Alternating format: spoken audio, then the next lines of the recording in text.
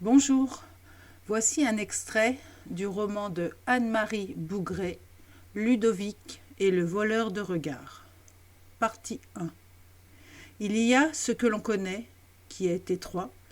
Il y a ce que l'on sent, qui est infini. Christian Bobin. Chapitre 1. Ludovic déboula, essoufflé chez le vétérinaire. Il venait de voler la chienne d'un des locataires de son immeuble et la serrait dans ses bras. Toute noire, elle était tellement maigre qu'elle ne ressemblait plus à un labrador retriever. On le fit asseoir dans la salle d'attente vide, en lui promettant de s'occuper bientôt de la pauvre bête. Pâle, et le cœur qui battait fort, il se mit à caresser Trisca à ses pieds, puis saisit une revue du mois précédent, de février 1984. Il tomba sur un article qui lui rappela la discussion qu'il avait eue la veille avec Fabien, son seul ami.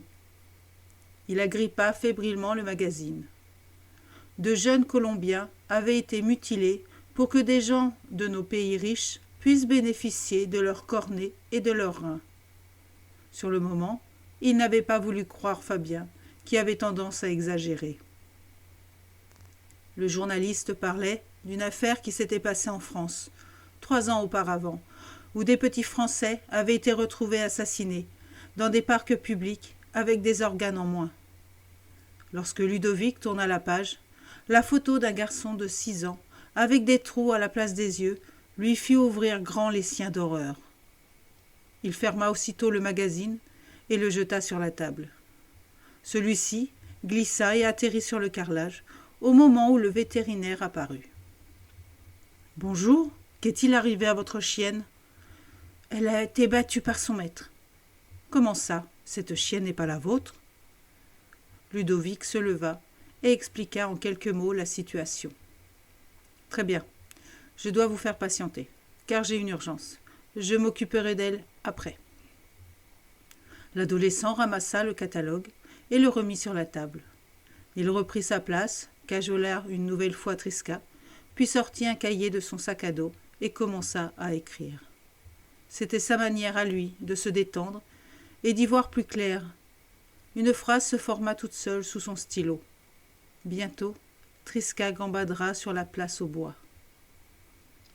Depuis sa rencontre avec cette chienne, quelque chose en lui s'était modifié, comme s'il avait vieilli d'un seul coup et que son empathie envers ceux qui souffraient s'était encore amplifiée.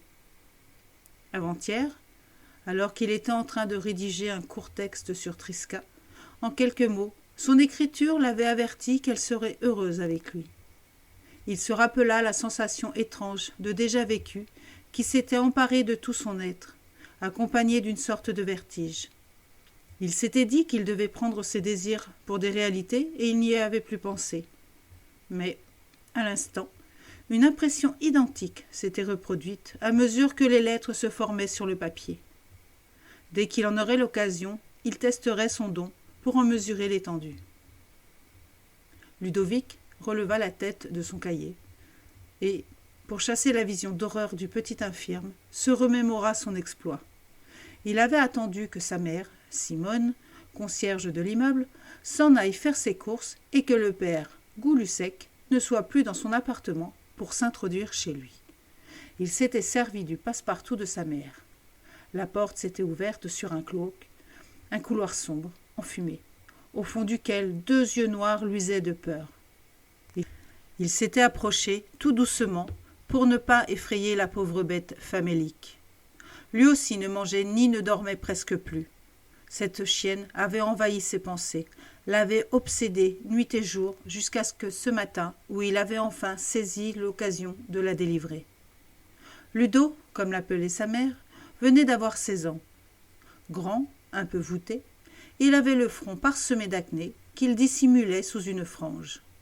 Il redoublait sa seconde, non pas parce qu'il n'était pas tout à fait normal, ainsi que lui répétait Simone, mais parce qu'il s'ennuyait. Adorant lire, il ne s'exprimait pas comme ses camarades, ce qui lui valait des insultes de leur part. Le seul qui le respectait, c'était son ami Fabien, qui ne se formalisait pas pour si peu. Alors, pour qu'on lui fiche la paix, Ludovic s'était transformé en cancre. Sa mère lui reprochait d'avoir le cœur trop sensible. Elle employait le mot « sensiblerie » en insistant sur le « riz » pour se moquer de lui. « Quelle gonzesse ce gamin !» proférait-elle pour le faire réagir. Il en concluait qu'être une fille était une insulte. Il ne comprenait pas pourquoi, à travers cette réflexion, Simone s'injuriait elle-même. Après la consultation du vétérinaire, il prévoyait de retourner chez lui pour demander à sa mère de cacher Triska pendant quelque temps. Il avait peut-être une chance qu'elle accepte. Elle n'aimait pas le père Goulusec, un ivrogne qui avait emménagé depuis peu. À plusieurs reprises, elle avait dû le menacer de prévenir les gendarmes s'il continuait à faire du tapage. Les locataires du dessous s'en étaient plaints. Il fallait vraiment manquer de cœur pour affamer son animal et le laisser enfermer à longueur de temps. Cette histoire de chienne avait commencé par un lustre à nettoyer sur le palier du dernier étage. Ludovic aidait régulièrement sa mère pour l'entretien de l'immeuble, mais celle-ci prenait un malin plaisir à le malmener. Elle savait pourtant qu'il était sujet au vertige. Hésitant, il était monté sur l'escabeau qui branlait, mais était redescendu aussitôt. Une bonne gifle lui avait remis les idées en place. « Tu vas me le nettoyer, ce bon sang de lustre !» lui avait-elle ordonné. Elle avait attendu de le voir grimper à nouveau pour ajouter avant de s'en aller. « À ton âge, on n'a peur de rien !» Et c'était comme ça qu'au 5e étage, du haut de son escabeau, il avait entendu le père Goulusec battre sa chienne à coups redoublés. « Ah, saloperie, tu vas me le payer !» avait crié l'homme. Un bourdonnement lui avait alors rempli les oreilles. Il s'était senti aspiré, hypnotisé par la perspective des marches qui se déployaient sous lui dans un tourbillon mortel. Il avait eu l'impression, pendant quelques secondes, d'être sur le point de tomber, de s'écraser plusieurs mètres plus bas, sur le sol, et d'éclabousser de son sang les murs du hall d'entrée. L'écouinement de l'animal l'avait réveillé de sa torpeur, et il s'était retrouvé, tremblant, comme une feuille, contre la porte du père Goulusec. Des aboiements firent sursauter Ludovic. Un couple venait de pénétrer dans la salle d'attente, tenant un gros chien en laisse. « Sois sage, Balou !» dit la femme, qui jeta un regard de pitié sur ce jeune homme et sa chienne aussi maigres l'un que l'autre. Balou grogna à l'arrivée du vétérinaire, qui fit signe à Ludovic de le suivre avec Triska. Ils entrèrent dans une salle de consultation. « Posez-la sur cette table, s'il vous plaît. » À l'approche du professionnel, Triska retroussa les babines, puis se tassa contre Ludovic. « C'est la réaction typique des animaux battus, » expliqua le vétérinaire. « Allez, ma belle, laisse-toi faire. On dirait qu'elle vous a adopté. À première vue, elle a une grosse bosse sur le haut du crâne, ici, vous voyez ?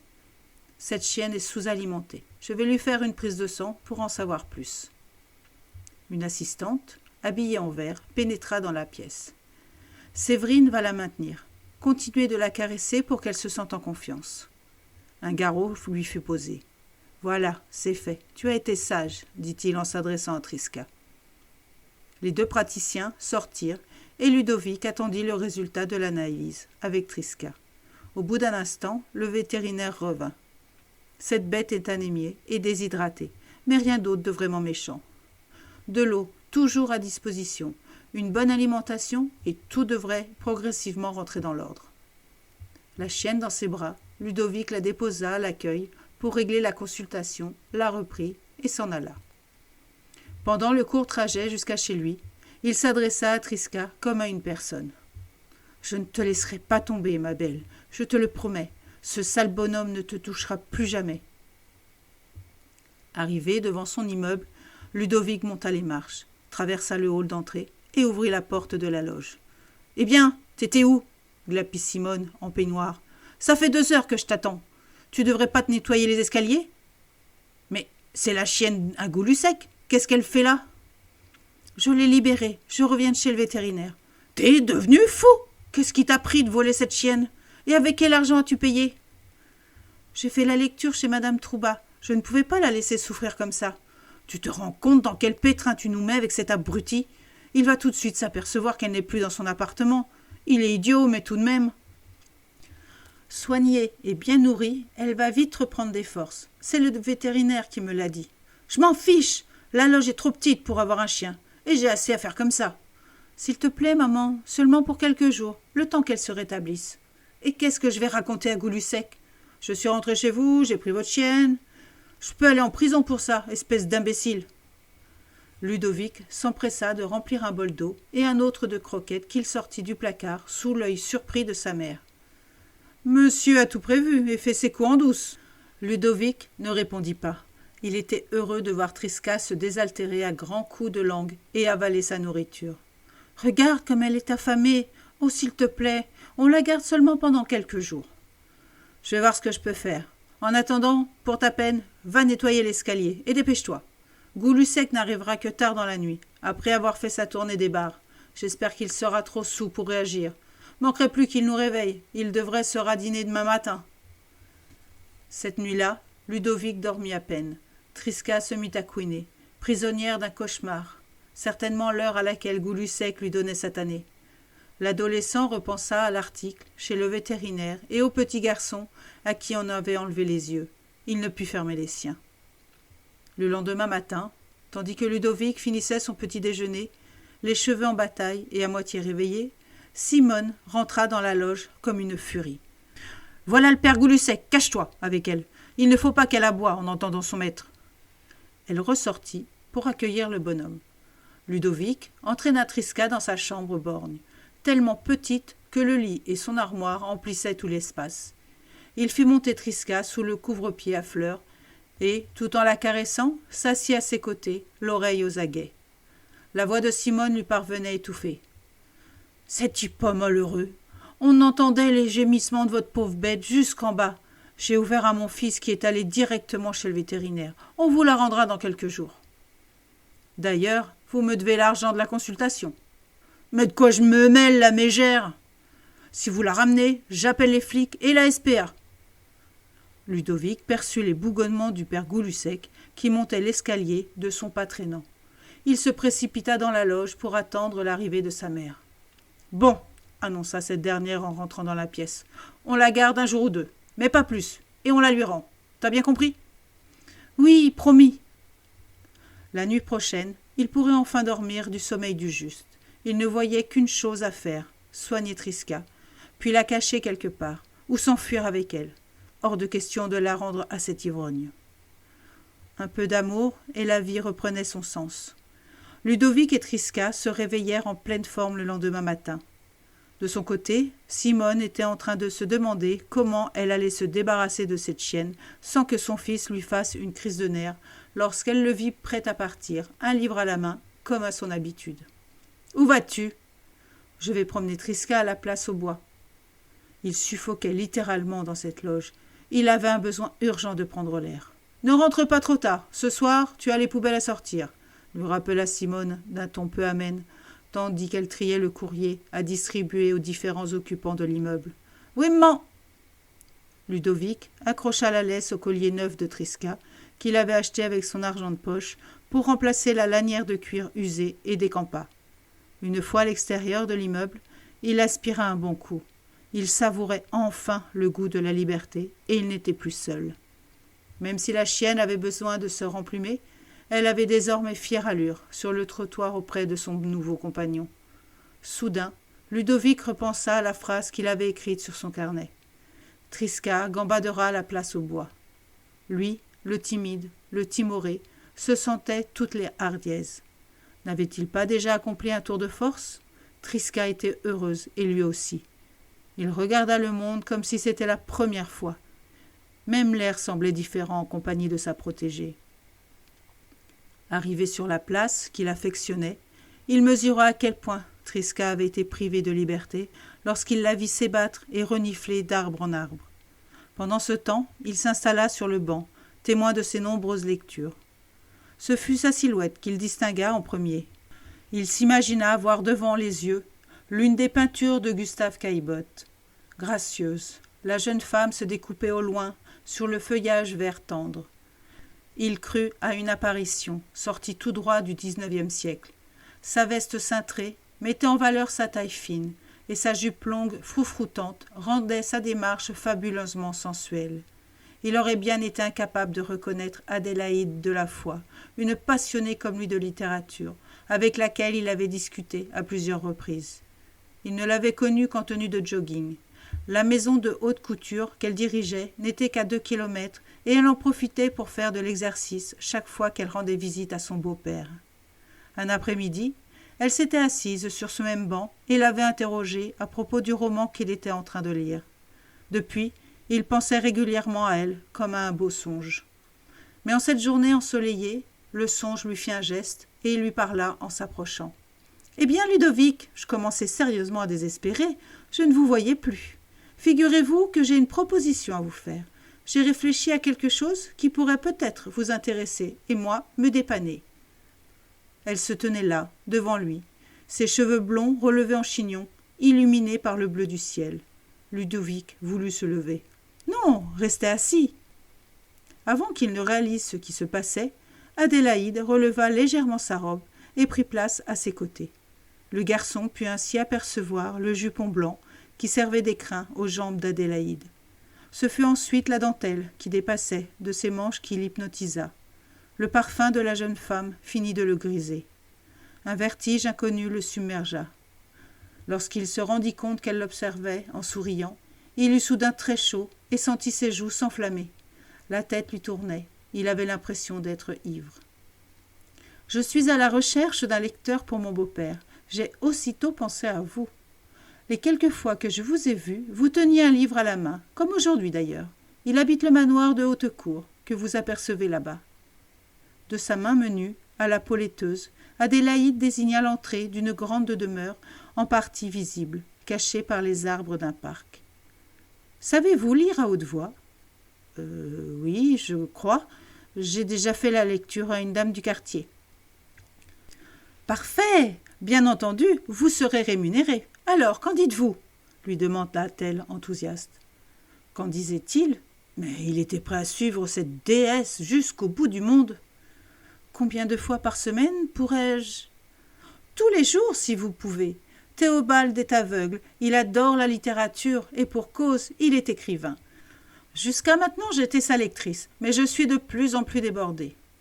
Trisca mit les 2 pattes sur les jambes de Ludovic pour rappeler sa présence à son nouveau maître. « Et ma chienne pourra-t-elle venir avec moi ?»« Sans problème !» Ludovic se pensa béni des dieux. Cette jeune femme à la beauté exceptionnelle lui offrait l'autonomie financière et la possibilité de garder Trisca.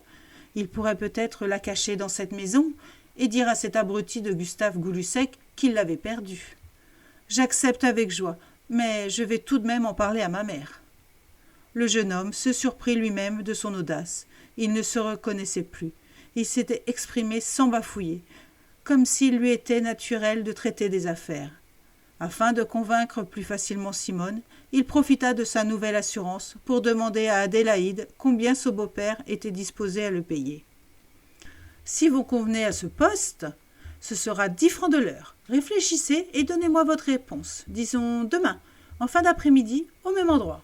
Ah, j'allais oublier, quel âge avez-vous » « 18 ans, mentit Ludovic. Adélaïde sembla surprise. « Vous faites beaucoup plus jeune, dit-elle en regardant sa montre. Il eut soudain le réflexe de lui demander. « Je cherche une chambre d'étudiant. Si je suis au courant de quelque chose, je vous préviendrai. Oh, excusez-moi, mais il faut que je file, mon beau-père m'attend, et ensuite je retourne faire des retouches pour mon prochain défilé. » Elle se leva, se pencha pour replacer sa longue jupe. Ludovic eut juste le temps d'entrevoir la naissance de ses petits seins avant qu'elle le salue et s'éloigne. Enivré par tant de féminité, il resta quelques minutes abasourdi sur son banc, puis il regagna la loge en compagnie de Trisca, avec quelques appréhensions concernant sa mère et ses nombreux reproches. Ludovic poussa la porte d'entrée de l'immeuble, puis celle, plus légère, de leur pièce à vivre. Avant que Ludovic puisse évoquer la proposition d'Adélaïde de la Foix, Simone, qui se faisait une manucure sur la table de la cuisine, lui ordonna en jetant un œil sur Trisca, qui s'approchait pour lui faire la fête. « Ah, te voilà enfin! Maintenant qu'elle est en pleine forme, tu vas la rendre à son maître. »« Oh man, tu ne peux pas faire ça !»« Ça suffit, tes conneries. Enlève-moi cet animal d'ici, elle va me faire déborder !» lui cria Simone, qui étalait avec application le vernis écarlate sur la surface de son index droit. Ludovic prit la chienne près de lui et réfléchit à toute vitesse. Il connaissait sa mère.